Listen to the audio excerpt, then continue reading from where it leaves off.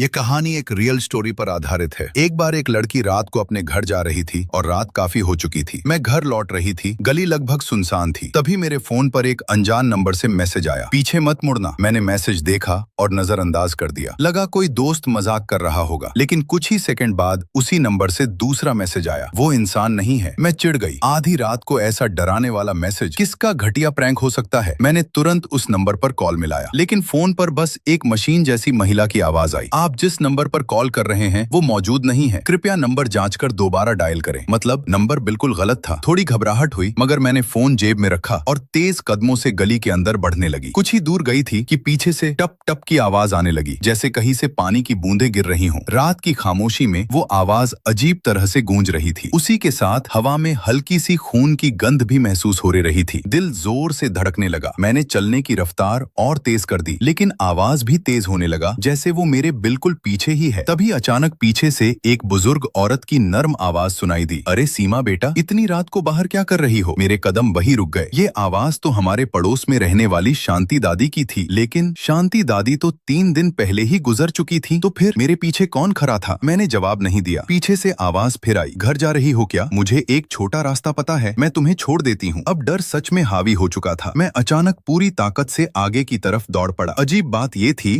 कि जो गली आमतौर पर कुछ ही सेकंड में खत्म हो जाती थी, आज चाहे जितना भागो, सामने बस अंधेरा ही अंधेरा था। दौड़ते दौड़ते मुझे आगे धुंधले में किसी इंसान की परछाई दिखाई दी। दिल में थोड़ी उम्मीद जगी, शायद कोई राहगीर होगा। मैं तेजी से उसकी तरफ बढ़ा। जैसे जैसे करीब पहुंचा, उसकी शक्ल साफ होने लगी। वह सिर से पैर तक सफेद कपड़े में लिपटा हुआ था। न पता वो आदमी था या औरत। उसका खड़ा होना बेहद अजीब था। पैर मेरी तरफ थे, लेकिन चेहरा मेरी तरफ घुमा हुआ। मेरे रोंगटे खड़े हो गए। क्या वही है जिसके बारे में मैसेज में लिखा था? वो इंसान नहीं है, और अगर वो सामने है तो पीछे मेरा पीछा कौन कर रहा था? दिमाग पूरी तरह उलझ गया। आगे भी खतरा, पीछे भी। उसी पल मैंने अचानक हिम्मत जुटाई और पीछे मुड़ गया, लेकिन पीछे कोई भी नहीं था। तभी किसी ने मेरे कंधे पर हल्के से हाथ रखा। मैंने पलट कर देखा। एक बुजुर्ग साधु खड़े थे। उन्होंने शांत आवाज में पूछा, बेटी, क्या तुम भूतों की दीवार में फंस गई हो? मैं हैरान रह गया। उन्होंने बताया कि वो इधर से गुजर रहे थे और दूर से इस जगह पर अजीब नकारात्मक ऊर्जा महसूस हुई, इसलिए देखने चले आए। मैंने उन्हें फोन के मैसेज से लेकर अभी तक हुई सारी बात बता दी। साधु ने थोड़ी देर सोचकर कहा, जिसने तुम्हें मैसेज भेजा है वो तुम्हारा नुकसान नहीं चाहता, असल में वो तुम्हारी मदद कर रहा है। उन्होंने समझाया कि इंसान के शरीर में 3 आध्यात्मिक अग्नियां होती हैं। अगर डरकर पीछे मुड़ जाओ तो वो बुझ जाती हैं और फिर बुरी आत्माएं आसानी से शरीर पर कब्जा कर सकती हैं। तुम्हारी किस्मत में आज एक बड़ा संकट लिखा है, उन्होंने कहा। अगर तुम इससे बच गई तो आगे की जिंदगी आसान हो जाएगी। मैंने घबराकर पूछा, तो मुझे क्या करना चाहिए? साधु ने जेब से एक ताबीज निकालकर मेरी तरफ बढ़ाया। इसे अपने पास रखो, सही वक्त पर ये तुम्हारी जान बचा सकता है। मैंने ताबीज ले लिया। उसी समय पीछे से एक लड़के की आवाज आई, सीमा, तुम यहाँ क्या कर रही हो? मुड़कर देखा तो वो मेरा कॉलेज का दोस्त रोहित था। उसने बताया कि उसने थोड़ी देर पहले इसी गली में एक सफेद कपड़े वाले आदमी को देखा था। जब वो उसके करीब पहुंचा तो वो अचानक उसी साधु में बदल गया और फिर गायब हो गया। उसकी बात सुनकर मैं सन्न रह गया। रोहित ने शक जताया, मुझे लगता है वही साधु ये सब कर रहा है। कुछ तांत्रिक लोग इंसानों की आत्मा को फंसाकर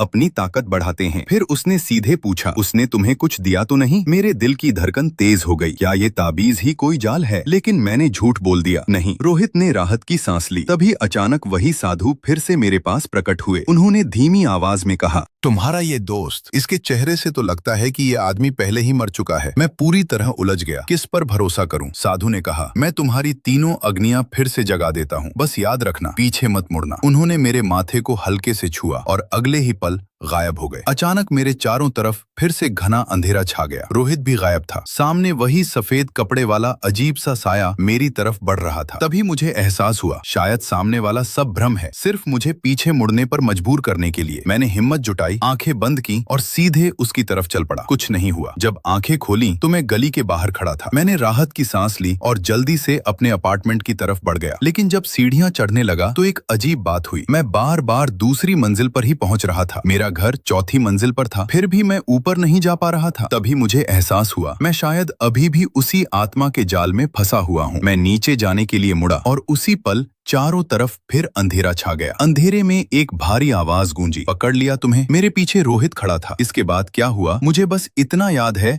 कि अचानक सब खत्म हो गया और अंधेरा छा गया। लेकिन फिर ताबीज से तेज रोशनी निकली। जब मैंने दोबारा आंखें खोली तो मेरे सामने एक लड़की गली की तरफ जा रही थी। वो लड़की बिल्कुल मेरे जैसी दिखती थी। तभी मुझे समझ आया मैं किसी तरह वक्त में पीछे लौट आया हूँ। मैंने तुरंत फोन निकाला और मैसेज टाइप करने लगा। मैं खुद को चेतावनी देना चाहता था, लेकिन स्क्रीन पर एक नोटिफिकेशन आया। एक बार में सिर्फ 4 शब्द भेज सकते हो और कुल मिलाकर सिर्फ 2 मैसेज। मैंने कुछ सेकंड सोचा, फिर टाइप किया, पीछे मत मुड़ना। मैसेज भेजते ही गली की तरफ जा रही उस लड़की का फोन बज उठा। Comment for next part.